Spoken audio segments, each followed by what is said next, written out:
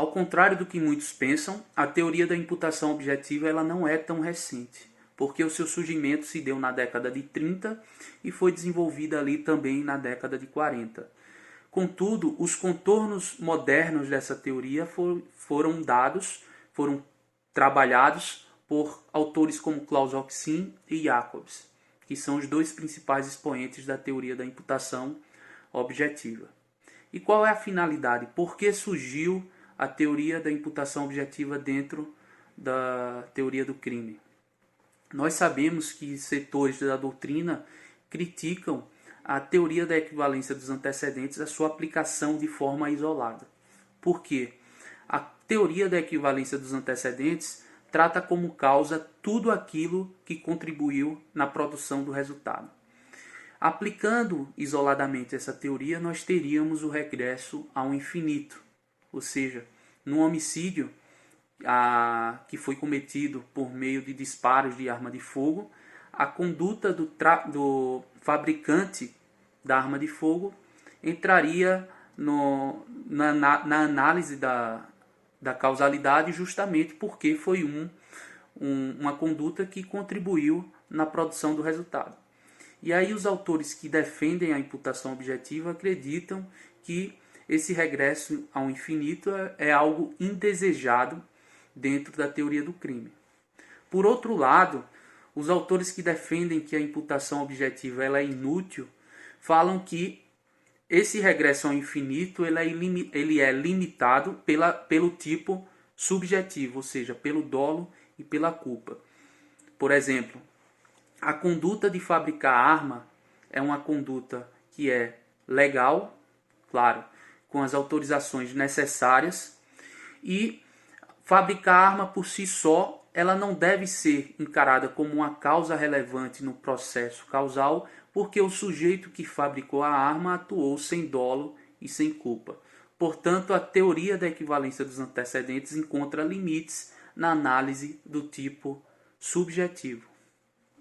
Apesar disso, a teoria da imputação objetiva ela vem com esse interesse de limitar essa teoria causal, criando critérios normativos dentro do tipo objetivo para limitar o alcance desse tipo objetivo e, portanto, a imputação do resultado à conduta do sujeito. Então percebam que a teoria da imputação objetiva, na verdade, é uma teoria da não imputação, justamente porque ela cria limites ao alcance do tipo objetivo. E esses limites são representados por critérios. A doutrina majoritária apresenta 3 critérios que são a criação ou o incremento de um risco não permitido. O segundo critério é a verificação desse risco não permitido na hora da produção do resultado. E por fim, o resultado ele tem que estar abrangido no âmbito de proteção da norma. Eu vou dar um exemplo prático. Então, numa excursão, está lá o guia, que se mostra na figura de um garantidor dos turistas, e esse guia, por uma conduta inadequada, ele pede para que um dos turistas siga por um trecho perigoso, que estava fora do roteiro lá da excursão. E aí o turista, ao seguir esse conselho do guia, que é um garantidor, ele cai num barranco e morre. Então percebam que o guia ele criou um risco não permitido, justamente porque ele conduziu o turista a um trajeto inadequado. Em razão desse conselho do guia, o sujeito ele morreu. Portanto, esse risco não permitido ele se verificou no resultado morte.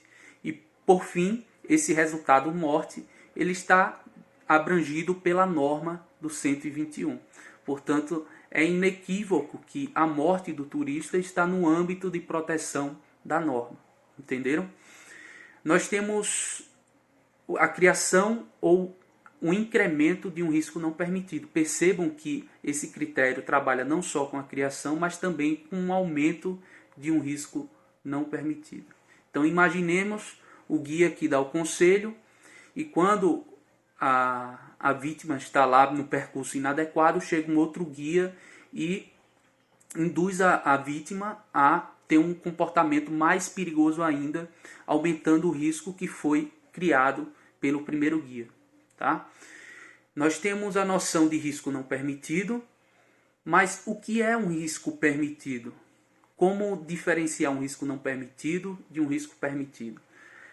O conceito de risco permitido é objeto de divergência e insegurança dentro da doutrina, algo que é reconhecido por Klaus Roxin, que fala que o risco permitido é aquele que é produzido dentro de uma atividade que gera riscos relevantes juridicamente, mas que são atividades que são permitidas pelo direito. A exemplo da condução de veículos automotores. A gente sabe que conduzir um veículo gera riscos. No entanto, é uma atividade que é essencial ao funcionamento da sociedade. Então, fala-se que esse risco criado da condução do veículo automotor é um risco permitido. Por outro lado, Jacobs fala que o risco permitido é aquele desenvolvido dentro do exercício de um papel social. Como eu falei em vídeo anterior, Jacobs trabalha com a noção de papel social.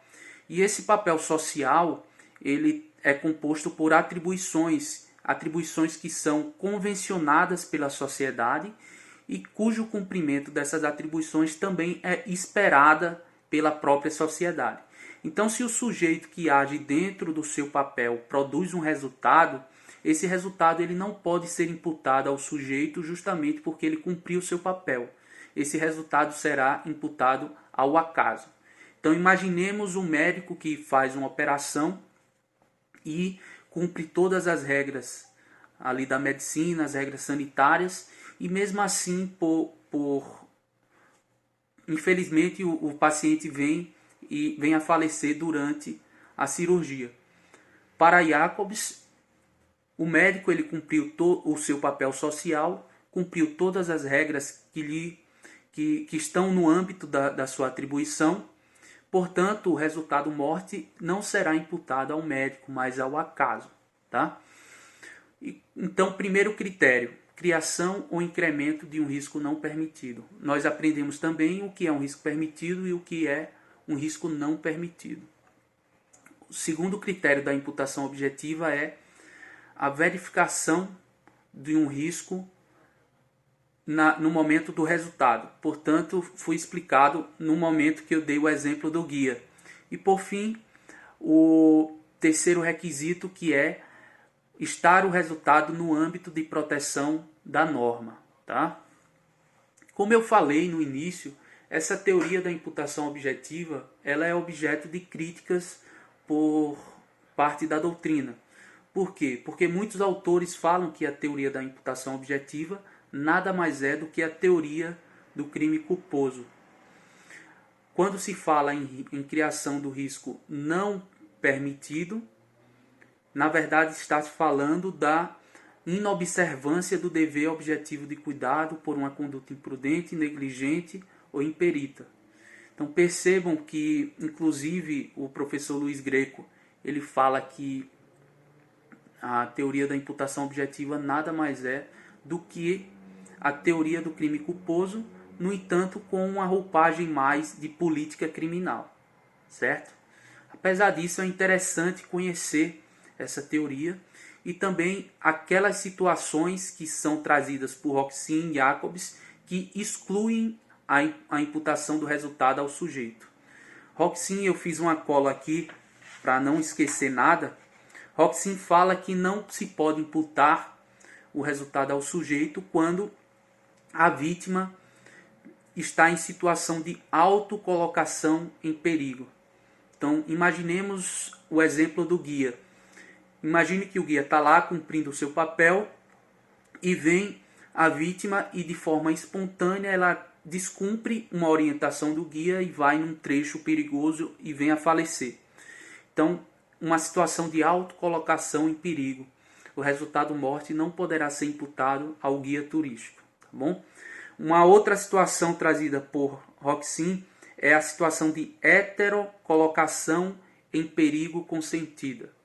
A heterocolocação em perigo consentida pode ser reproduzida pela situação em que o passageiro de um taxista pede que o taxista ele aumente a velocidade, ou seja, ultrapasse o limite legal de velocidade, vindo a ter uma colisão e o passageiro vem a morrer.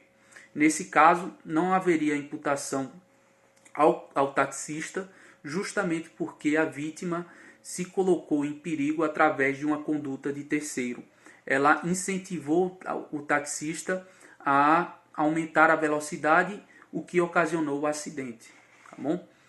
Uma terceira situação trazida por Roxin é a atribuição do resultado do âmbito de responsabilidade alheio.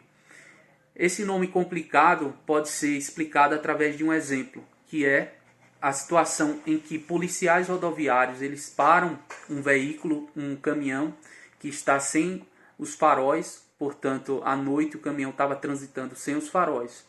E ao parar a primeira vez o caminhão, os policiais falam para que o motorista do caminhão continue transitando na estrada até chegar num posto mais próximo.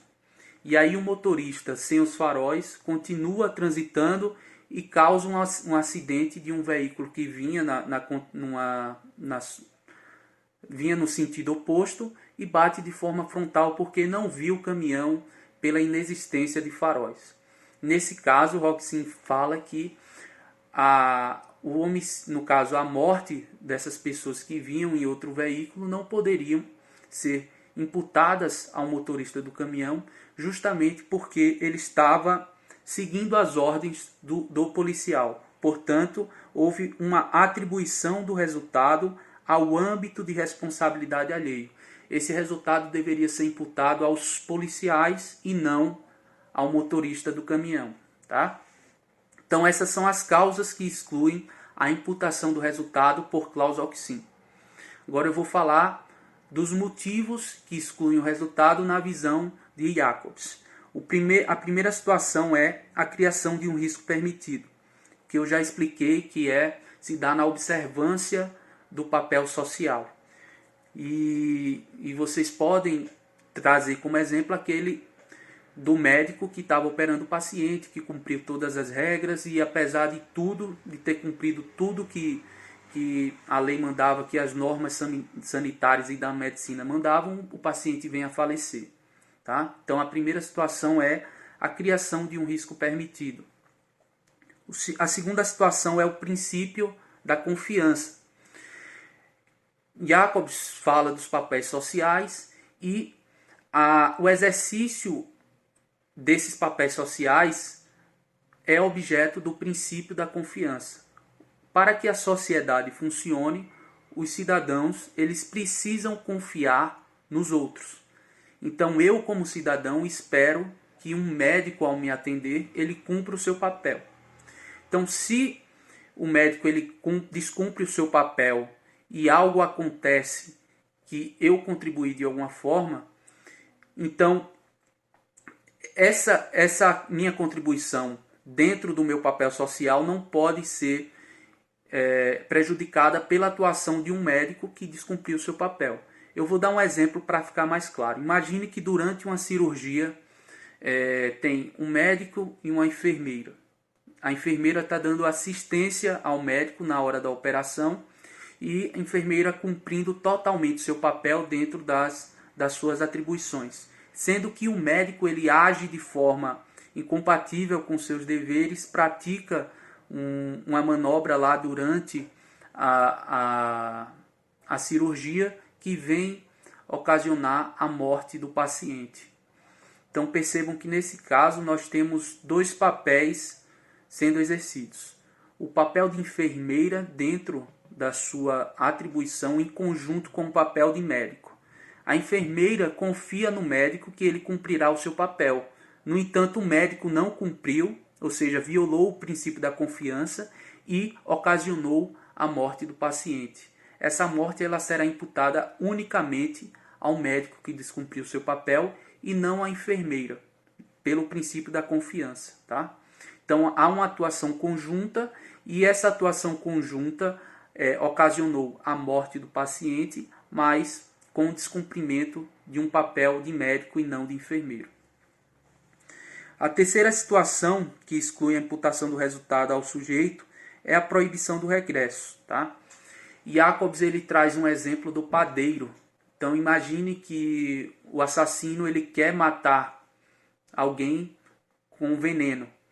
E então ele compra um pão lá na padaria que foi fabricado pelo padeiro, ele coloca o veneno dentro desse pão e a vítima come e morre. O padeiro ele exerceu uma atividade que é legalmente permitida e muito embora ele soubesse das intenções do assassino, mesmo assim o resultado não poderia ser imputado a ele. Por quê? Porque ele estava exercendo o seu papel social dentro das expectativas da sociedade e o assassino ele poderia praticar esse homicídio por outras formas. Então o resultado morte não pode ser imputado ao padeiro pelo princípio da proibição do regresso. Entenderam?